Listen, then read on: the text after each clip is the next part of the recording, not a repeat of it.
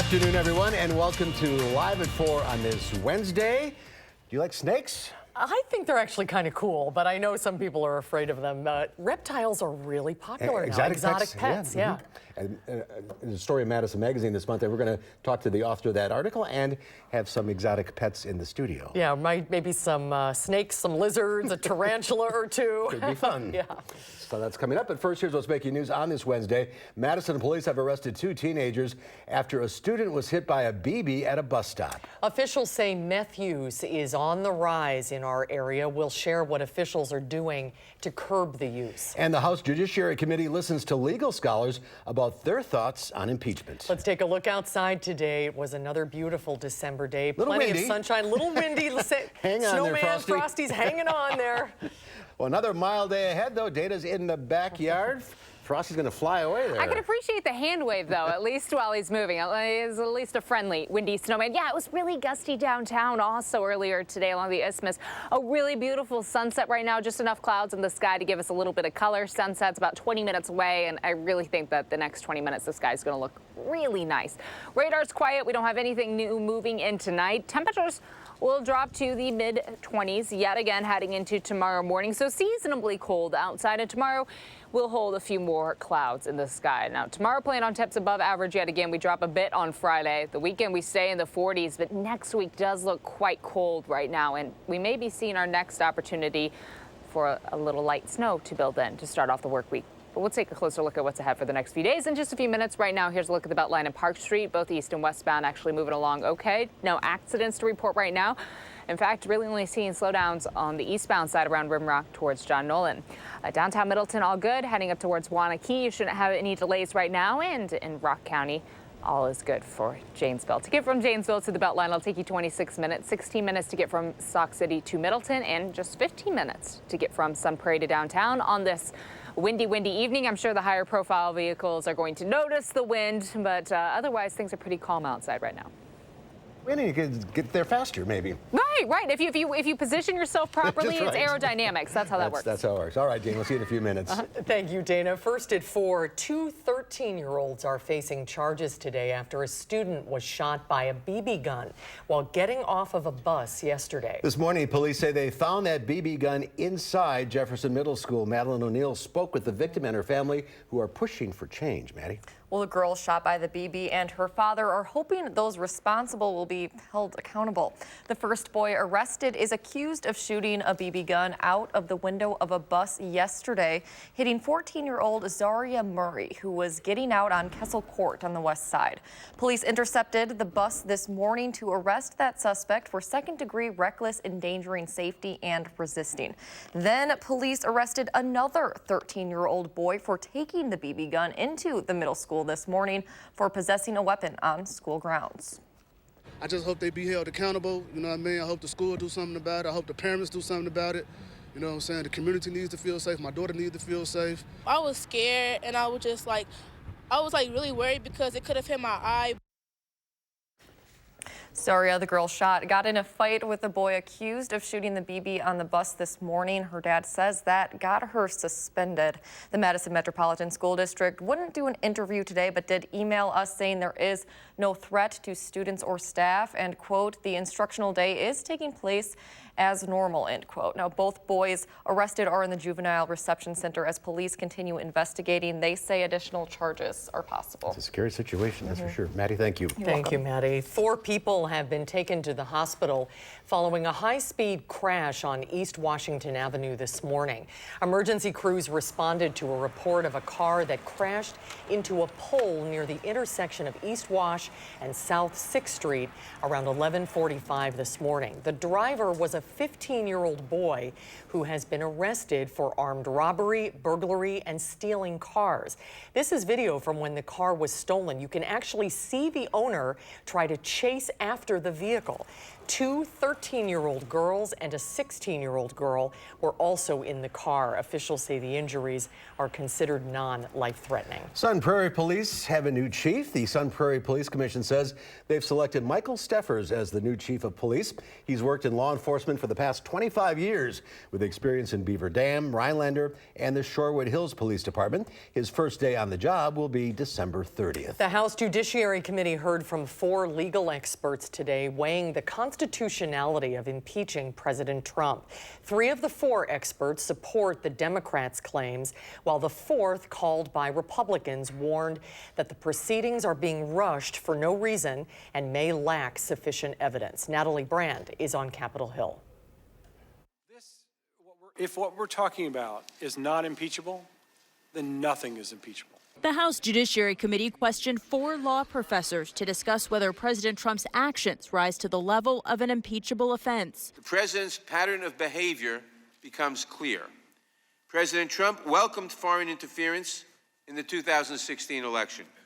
He demanded it for the 2020 election. The 3 legal experts called by Democrats backed impeachment. If we cannot impeach a president who abuses his office for personal advantage, we no longer live in a democracy. Jonathan Turley, a CBS News contributor, was the only witness for the Republicans. This is the narrowest impeachment in history. While Turley did not excuse the president's behavior, he cautioned the panel about using charges of obstruction and bribery. This isn't improvisational jazz. Close enough is not good enough. If you're going to accuse a president of bribery, you need to make it stick. During the hearing, academic arguments about the Constitution were frequently interrupted by partisan bickering. Can you please also iterate the schedule going forward? In other words, are you planning to hold additional hearings? And if so, when do you anticipate? Gentlemen will suspend. Releasing or that is not a proper parliamentary inquiry. Republicans accused Democrats of waging a purely political war. They're more concerned about trying to fit the facts in to what the president supposedly did, presumably did, and make those hypotheticals stick to the American public. Chairman Nadler pointed out who wasn't in the room. This is the moment in which the White House would have had an opportunity to question the witnesses, but they declined our invitation. The White House press secretary called the hearing a sham and said Congress should be working for the American people. Natalie Brand, CBS News, Capitol Hill. Last night, the House Intelligence Committee approved a Democratic written report laying out their evidence. House Speaker Nancy Pelosi reportedly told her caucus to be ready for impeachment. President Trump canceled his scheduled press conference today, meant to cap a trip to the UK. The president tweeted he would be heading back to Washington after scheduled meetings finished. He tweeted that he wouldn't be doing another press conference because he had already done so many. This comes after an awkward moment between the president and close U.S. allies during 2 days of talks hinted at deeper divisions. Canada's Prime Minister Justin Trudeau was caught on camera huddling with leaders from the UK and France, along with Queen Elizabeth's daughter, apparently poking fun at Mr. Trump at a palace reception. President Trump called Trudeau two-faced. According to reports from the state crime lab and several addiction recovery programs here in Madison, meth use is increasing in our area. In previous years, most of the problem areas of meth use were in northern Wisconsin, but now the problem is shifting south. Jamie Perez explored why this is happening in our community and why it's happening now. Jamie? All right, well, since 2008, reported cases of meth use has quadrupled in the state. The Department of Justice reported around 300 cases 10 years ago, and this year it's more than 1,200 cases. You can see on this chart provided by the DOJ the trend in how meth use has gone up tremendously, and this only represents reported cases. The staff at Save Communities here in Madison actually think this goes hand in hand with the opioid epidemic here. As the opioid epidemic got so much worse, a lot of people transitioned from opioids onto methamphetamine just because the withdrawal syndrome is not as painful.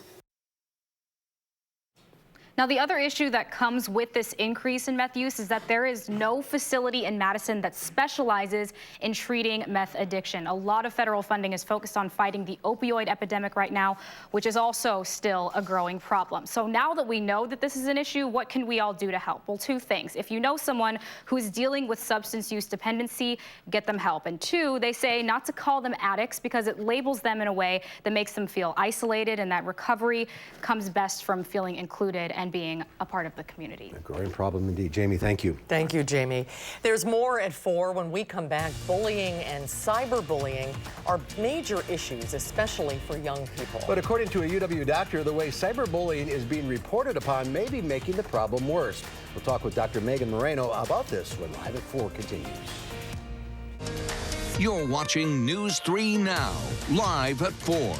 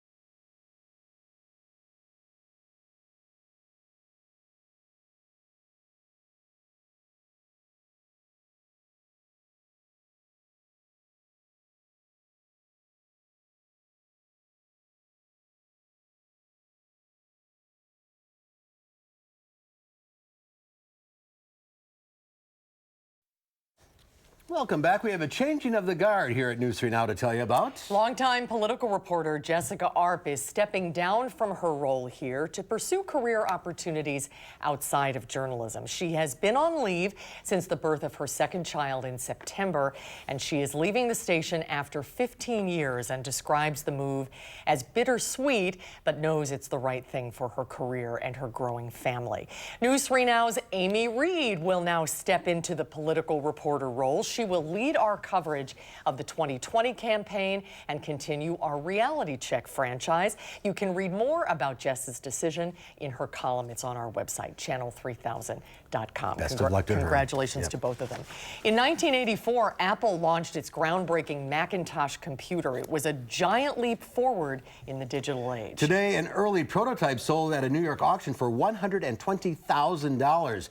It barely resembles the Apple computers of today, but technology experts say this is the machine that revolutionized personal computing. Only 2 of these are known to exist. This one still works and has the signatures of the developers, including Apple's late CEO Steve Jobs, molded inside. But it had a fatal flaw. It only ran on thin floppy disks and was glitchy. I understand that Steve Jobs wanted these destroyed at a certain point because it wasn't the final iteration. It wasn't what he wanted to come to market. He didn't really want to see everybody to see his sort of, journey toward the final piece. Another highlight at this year's auction is this rare 1976 Apple I with the original manuals and circuit boards. I think we used to use those to produce the newscast. I think we might have some of those around here somewhere. Yeah. On Wall Street, stocks rose for the first time in 4 sessions amid more upbeat reports of the status of progress in a U.S.-China trade deal. The Dow Industrials gained nearly 147 points, finishing the day at 27,649. The Nasdaq was up 46. The S&P 500 added 19. Well, bullying and cyberbullying on social media can be a significant risk factor for depression, substance abuse, even suicide. A new study by Dr. Megan Moreno, professor of pediatrics at the UW School of Medicine, shows that reporting on this important issue by the media may be framing the issue incorrectly. The study was recently published in the journal Prevention Science, and Dr. Moreno is here to discuss what she found. Nice to see you. Welcome. Yes. Thank you for coming. So this is very interesting. You looked at national newspaper articles over a 5-year period from 2012 to 2017. And what specifically were you looking for? Well, this study was really motivated by a patient story where a patient, when I asked her if she'd ever been bullied, she said, well, I thought maybe I'd been cyberbullied, but I haven't killed myself yet. And I said, what? And she said, well, most of what I've learned about bullying has come from reading the news. And it seems like in the news I see stories about cyberbullying and suicide. So we really wanted to understand what that looked like and did this study looking at newspaper articles. Difference between bullying and cyberbullying, the articles. Yes, we did. We looked at over 400 articles and we grouped them whether they've primarily focused on bullying or focused on cyberbullying. And we compared the type of language and the type of words that they use to describe those bullying stories. And what were you looking for specifically? Words that you tell me. Yeah, we were looking for words that might be associated with things like fear or hopelessness. And then we were looking at words that got at things like prevention or intervention or ways to help. And maybe not surprisingly, what we found is that for the cyberbullying articles, there were more words that related to things like fear or anxiety or anger or even death compared to the way that the bullying articles were written. So what word should be used instead? Well, I think some of it has to do with maybe realizing that a lot of the stories about cyberbullying the last 5 years have had sadness and anxiety. So it's not that using those words is bad. I think it's that what we're thinking would be more helpful to people like my patient would be to integrate some words around prevention or intervention or hope into some of those stories that we now know teens are reading. So it's basically trying to achieve more of a balance. Yeah. Addressing the very important issue, but then offering resources or avenues for help. Is that basically exactly. what needs I to be think done sometimes better? telling these stories, these are scary stories and they are tragic stories, but bringing in that element of if you're worried about someone, here's what you can do, or if this happens in your community, here's some resources for you. So your best hope is to get this word out to reporters and editors and publishers?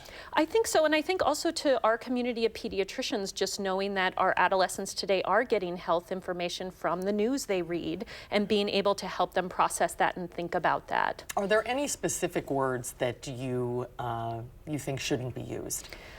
I think one word that we've heard from teens, and I've certainly heard from patients in my clinic, is the word epidemic with cyberbullying. At this point is a little overused, and we understand so much more about how bullying and cyberbullying often coexist. So I think epidemic is one word that's probably lost its luster at this point. It sounds like an illness or something, a virus. It does, or it sounds like something we can't control or we can't stop, and so it gives that feeling of hopelessness. Raising awareness, that's the important thing. Definitely. Doctor, thanks for being with us today. Thank you. Great to see you. Very interesting. You as well. Continued good work. Thanks. There's more to come at 4. Dana Fulton has an updated look at your first alert forecast. And then coming up at 5, as construction of a marijuana dispensary on the state line continues, what police are doing to prepare in Wisconsin.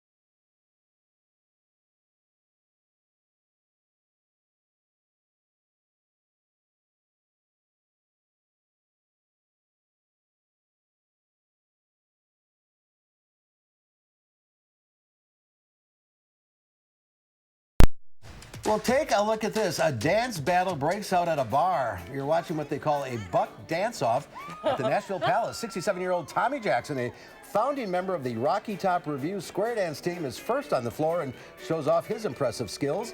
Casey Uncle Pickle McBride, a member of the Hog Slop String Band, is next to cut the rug and let loose. These kinds of dance competitions are fairly common in this part of Tennessee.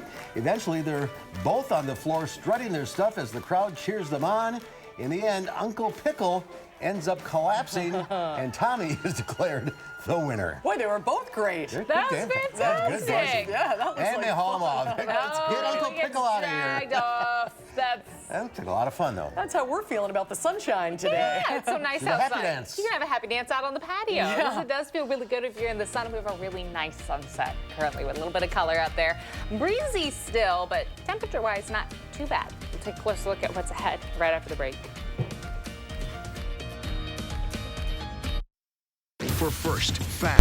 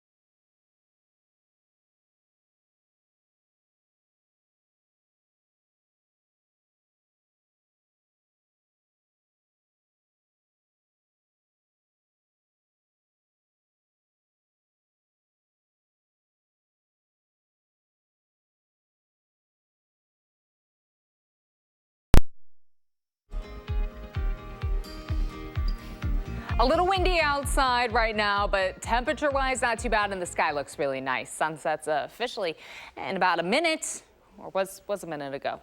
Trying to see the clock. There's a glare. But right now, looking at our Edgewater sky cam, it's been a pretty decent day. A few clouds building in this afternoon, but just a partly sunny sky. So we still got to enjoy the sunshine. If you were standing in the sun and the wind was blocked, it felt pretty nice outside. It was just when those wind gusts would come on through that it started to feel a little cool. Doppler track stays quiet tonight into tomorrow. We do have a few more clouds building on in, though. Our breeze today has been from the northwest as we have a little trough sliding through heading into Thursday morning. The clouds build in and our breeze shifts directions quite a bit. So tomorrow, plan on it being just a little warmer outside with more of a southern flow. Throughout the day on Thursday, we will have a mostly cloudy sky, not as much sunshine, unfortunately. The good news, though, this cloud coverage isn't really going to bring anything along with it. Just too dry outside. Well, to the north towards Green Bay, they might might see some light flurries, but not much of a chance for us for Thursday night, even into Friday morning. Friday, the sun returns. We're mostly sunny. Behind this system, though, we have quite a breeze coming from the northwest again, and it's going to be cooler outside for the end of the work week. So our temps fall back for Friday, and the same goes heading into Saturday. We'll warm up again, though, by Sunday. So we get the sunshine back for the end of the week. The temperatures, though, are going to be just a little cooler. I want to flash ahead to the second half of the weekend on Sunday. It does seem increasingly likely that we will see some light rainfall coming throughout the day or late on Sunday. Otherwise, a mostly cloudy sky for Sunday. That rain, of course, transitioning over to some lighter snow as we head into Monday. Not a lot of accumulation right now, not a huge threat, but we might see a little bit stick for areas, especially north and west of Dane County, and all of that comes through as just straight snow overnight before tapering off into Tuesday. Overnight lows tonight will be in the mid-20s. Seasonably cold outside. Partly cloudy skies expected for the next few hours, but it is going to become mostly cloudy heading into Thursday morning. Again, our breeze shifts direction, becomes southwesterly, and then calms down a little bit to more of a light breeze for early in the day tomorrow. Tomorrow, with that southern flow, temperatures are going to climb up a little more. We'll be in the low 40s.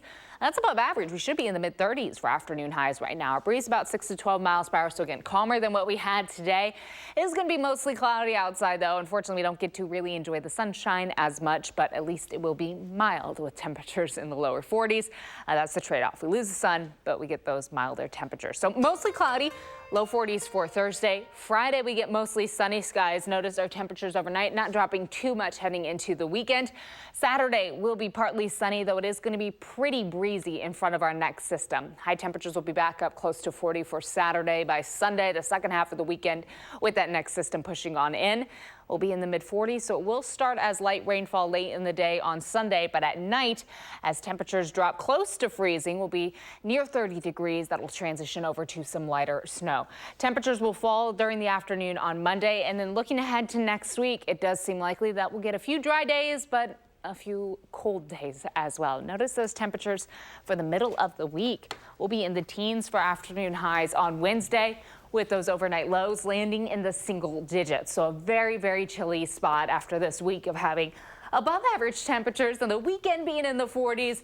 We fall right back down heading into next week. It does seem likely throughout the Midwest, actually, that temperatures next week will stay pretty far below average. The funny thing is, though, we've already had a few days with single digit lows. Right. So at this point, it's we're already kind of seasoned. We're a little warmed up to it, or cooled down to it, I guess I should say. If you want to go snowmobiling or skiing, just head north. They've got a lot of snow up there. That's our plan. We're trying to go snowmobiling this season, and then once things start locking up, ice fishing. Also on the to-do list. Oh, that's great. You don't have to go far to do that. No, not at all. You're in the right place. It's true. It's true. All right, Dana, thank you. Thanks, Dana. U.S. tariffs are hitting some of Europe's most sought-after products, including wine. Cindy Palm reports from a vineyard. Take it easy there. On the Spanish island of Majorca.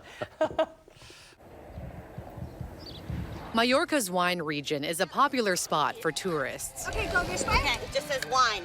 These American cyclists made sure it was on their path. I think I might buy some wine to send it back because this is good wine. But this Spanish wine isn't flowing as easily after a recent 25% U.S. tariff hike. Our wines, especially the red wines, are the ones that the U.S. customer base is really enjoying. And this definitely complicates things for us. Andres Galabert is the owner of Angel Winery. If the tariffs go up, then that has to be passed on ultimately to the customer. So how much is a bottle of wine increasing with these tariffs? Well, for instance, our best seller, which is the VS14, it will go from $44 to $55. That is huge. Yes. The U.S. slapped $7.5 billion worth of tariffs on EU imports over a feud involving European aviation company Airbus and American rival Boeing. The tariff hike has some rethinking their next pour. Yeah, I mean, I would probably buy more domestic wine, to be honest. I like my wines. What am I going to do? It's an extra 25%, but it's not the end of the world. If they're not willing to pay that 25%, then our wine will not be reaching the United States. Less business for sellers and fewer choices for U.S. consumers. Cindy Palm, CBS News, Majorca, Spain. Dana was riveted to this story. She's just asking for a raise now from the boss. Yeah. European officials say they're working to iron out a broader trade deal with the U.S. to prevent additional and potentially more devastating tariffs on European cars. Well, still to come at 4, going to a restaurant in a hotel might not be your first choice when dining out. When we come back, you might want to consider the new restaurant inside the downtown Hilton. Our tastemaker checks out the Audrey Kitchen and Bar when Live at 4 continues. For first, fast, accurate weather updates, watch First Alert Weather.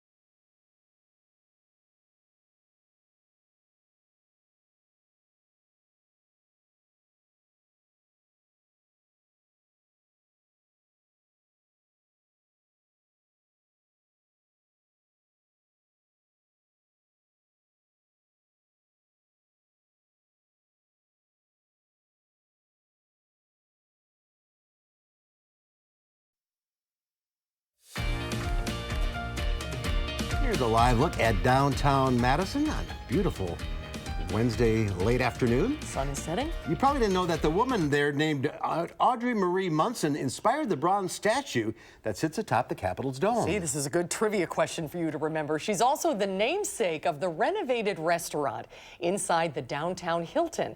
Our tastemaker checks out the Audrey Kitchen and Bar. Here with Chef Jeff Orth at inside the Hilton Madison Monona Terrace. Thank you so much for having us here today. Thank you. So I want to talk about the beautiful dishes we have on the table here. Can we start with this one? Sure. So this is the, we have a red ale marinated chicken wings. Ooh, red ale. Yeah, it helps with the color. And so it's red ale and soy sauce, molasses, some other things in the marinade. We wanted to do chicken wings. They're a popular thing, snack food for people to share or eat at the bar, but we wanted to do something a little bit different, our own kind of spin on it. And we have what we call a yakitori sauce, but it's essentially, it's a soy sauce based you know, a little sweet, a little bit tart for dipping. Oh, cool. What do we have here? This is our soba noodle salad with the, you know, pickled shiitakes and carrots, Persian cucumbers, lots of herbs from our garden in a tamari soy dressing. Oh, awesome. Yeah. And this is beautiful too and super colorful. So that's our hanger steak salad, and comes with some greens. So we've got frise and spinach and arugula in there, a little bit of flowers and herbs from our garden, some crispy shallots, bacon lardon, and blue cheese dressing. Oh, wow. So we've got like a French influenced dish, Kind of, yeah. Asian influenced, and then a sort of, yeah. Who knows what this is, but yeah. Is that kind of representative of the menu you have? It here? is. One of the things we have in mind here, or that I did at least, was the traveler, business travelers and other travelers staying with us. And people eat all different kinds of ways, and we get, you know, all kinds of different people. And so maybe some people want to sit down to a full meal. We have business lunches. Maybe some people just want to grab a snack. Maybe they want to sit alone, have a couple of, you know, small things and sit and work on their computer. So we try to offer a number of different ways that people can experience our food, whether it's, you know, a big spread of things to share, whether it's an entree, maybe just chicken wings with a beer at the bar at the end of a workday. So we have a lot of different things, and what that does is it doesn't nail us down to any particular style. You know, we brightened up the space. Yeah, it's gorgeous in here. It is, and lots of beautiful natural light coming in. And you guys, the bar is now over here. I saw, gorgeous. And you guys have a craft cocktail program too? We do, yeah. Matthew Angelucci, who kind of designed our cocktail program, and they do lots of really cool things. I know I've been ordering a lot of specialty ingredients for them. Really? Yeah, not traditionally ordered through, you know, liquor suppliers, that sort of thing. So they're doing some really cool things. Beautiful. Well, I can't let these sit here any longer without trying one. Yeah, please. Thank you so much for having us in today. You're this welcome. looks Thank great. you for coming. Yes. So you really can't pin it down the cuisine there. It's all over the place. Right, and I mean, that's intentional too. It's a hotel, you know, eatery that they kind of want to serve whoever's coming through, but it's really like turned into this destination too. It's beautiful in there. Oh, it's so beautiful, The food is great. He's got a lot of experience as a chef, and it's just crazy to think about. It was Capitol Chop House before, and now that's completely renovated. It's in a different spot. It's so, like, light just pours into that place. It's like a 360 from what was there. Oh, that's great. Why we just, never mind. What? We just saw a snake on the air. So, I mean, you don't have to be staying at the hotel, obviously, to eat there. You don't, no. And Jeff Orr, he's been in Madison restaurants and other kitchens in Madison too, and got his culinary degree in New York. And so it is a great food place that, you know, you kind of overlook hotel dining sometimes, but really, you know, as a local, you should stop there. It'd be kind of fun, like you're out of town. Yeah, right. Yep, a little staycation. And you can read about it in this month's issue of Madison Magazine. Andrew, thank you. Yeah, Thanks, thank Andrew. you Good guys. to see you. Good to see you. And there's more for Forget Fluffy or Fido. How about snuggling up with a python? More and more people are getting exotic pets like these That's snakes why we saw the here. snake. That's why we saw the snake. Well, look at this local trend and hear more about it when Live at 4 continues.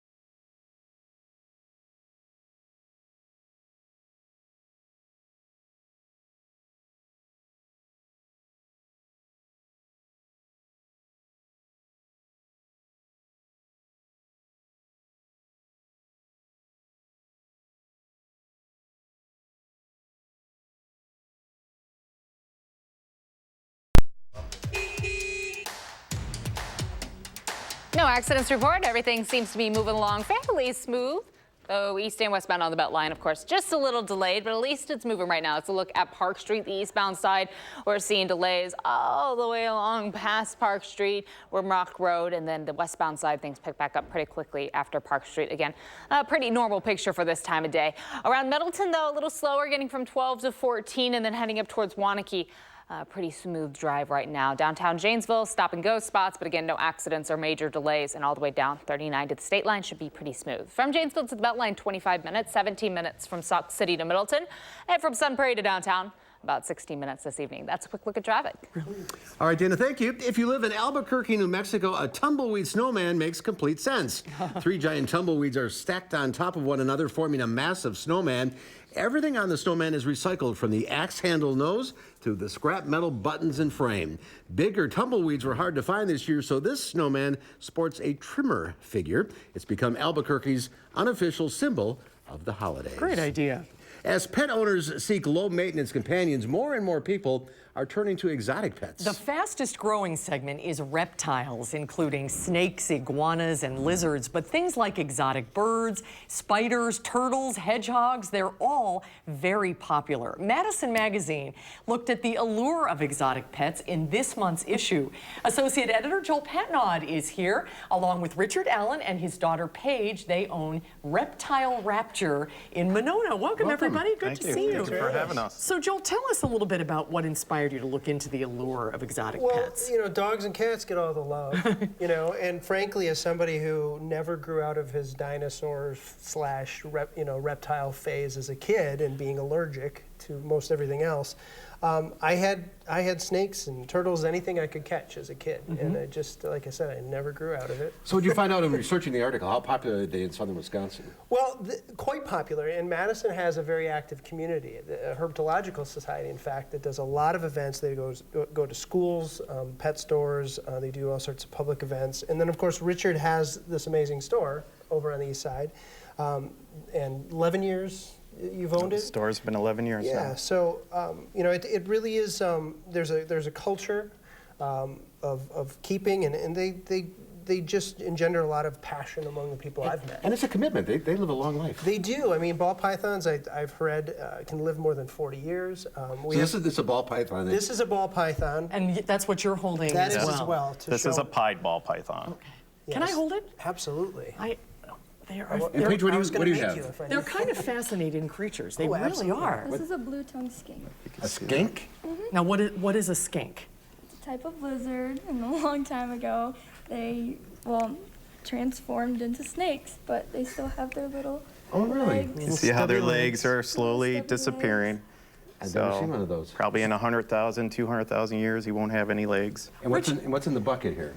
So this Little is a redfoot tortoise. Is that it? Yeah. Oh, very pretty. This is only, you said, about 5 months old. Yeah. But it'll get to, what, about that size? Oh, yeah, yeah. These are very long-living Like reptiles. 100 years, right? Yeah.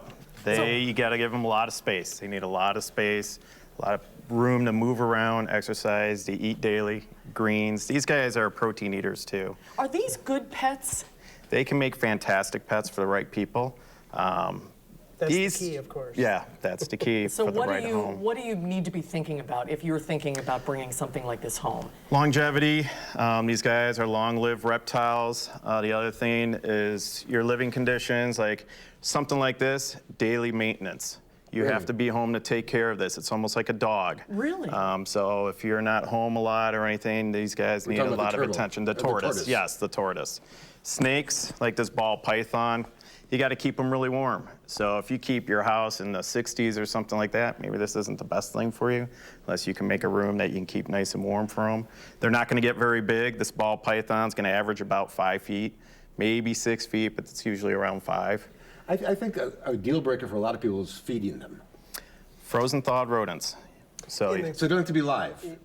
They don't have to be, no. No. But Yep. you have to commit to a corner of your freezer having dead rodents. Yep. That's a deal breaker. That is a commitment. Or you get a new freezer or something. What about space for pythons? Do they need, how do you? These particular pythons don't need too much space. I mean, if you're talking like a 55-gallon aquarium, a 40 breeder aquarium, a 75-gallon, that's just a regular aquarium that you use for fish. That'll work really well. If you're getting into, there's a variety of species of snakes. Some that do get very big, where you need to give them a bedroom or something like that. And there's an ordinance in Madison that Madison has it, yep. You can't have anything over 10 feet. Well, that's an important point because people really need to do their homework, don't Yeah, they? you People have make to. an impulse decision and say, oh yeah, this would be cool. You need to know what you're getting yourself We into. see a lot of that. We run a rescue at our place. Tell us about and yeah, we see that quite a bit. Almost every day. It's just, people impulse buy online or at a show or something and, not doing their research. And the tongue going out, he's tasting the air, he's sniffing it. It's a little chilly in here. He's kind of curling up. Is he trying to find the warmth? Taking the warmth. Yeah. That's why this little guy is not moving. He's all snuggled into this nice fleece jacket here. Would he run around if you were warm? If it was warm, he'd be moving around, yeah. I don't know, Josh, do you think snakes get a bad rap? They're fascinating creatures. I'm not going to argue with that. Yeah. But again, one of the main reasons I wanted to do this story now in December of all times, for cold-blooded creatures, that might seem odd, but it is Christmas time. And often, parents may finally just give in to that begging child who says they want a snake or they want something else that is, kind of cool looking. But the point of my story was to point out you need to just think about that because it is a commitment. They do have very specialized requirements. And if you can't meet them, they end up on Richard's doorstep again. That's not a good place to be. Yeah, I mean, thankfully, the Humane Society is not equipped or has necessarily the knowledge to take care of these animals, and Richard does, but, and God forbid anybody just releases them because they won't survive. This is this snake is from Africa. Right. This won't. Not going to survive December in Wisconsin. Paige, do you have a lot of exotic pets at your house? Well, they mainly stay at the store, but I do have a leopard gecko and a salamander, a newt. Oh, wow.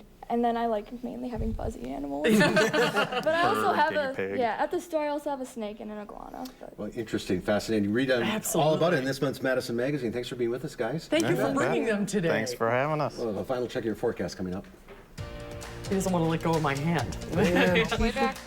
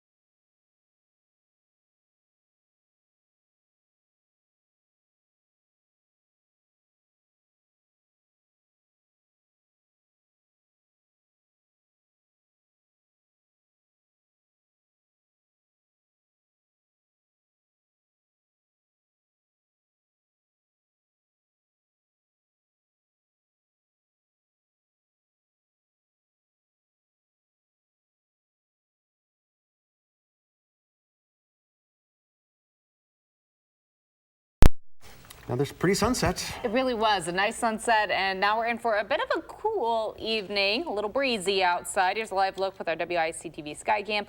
As you can see, a few clouds, not a lot of light right now. If you're heading downtown for the evening, again, it is a little windy, so you'll definitely want to make sure that your jacket's prepared for that. As far as temperatures go, we're going to cool down pretty quick. Now, nothing building in tonight with this cloud coverage. We are going to become mostly cloudy the closer we get to midnight, though, so those temps are going to start to hold a little steady in the mid to upper 20s for our overnight lows once we get past midnight. For afternoon highs tomorrow, again, we will be above average. Friday, we fall off a little bit, but notice the weekend, Saturday and Sunday, back to the 40s. It'll be quite pleasant, almost warm outside for Sunday. And then for next week, much cooler trend. Actually, we fall quite a bit below average heading into the heart of December. So enjoy the 40s while you can. Yes. I know any outdoor plans, if you're trying to string up the lights, still today was a little too windy for it, but being dry tomorrow will be good for that. That's the day. And then 44 on Sunday. We'll take it. We'll take it. Thank you, Dave. Tomorrow here on Live at 4, our vet, Carrie Donahue, takes your pet questions live. And sports director Jay Wilson will be here. We'll preview the Wisconsin-Ohio State Big Ten championship game and a special goodbye as well. That's coming up tomorrow on Live at 4.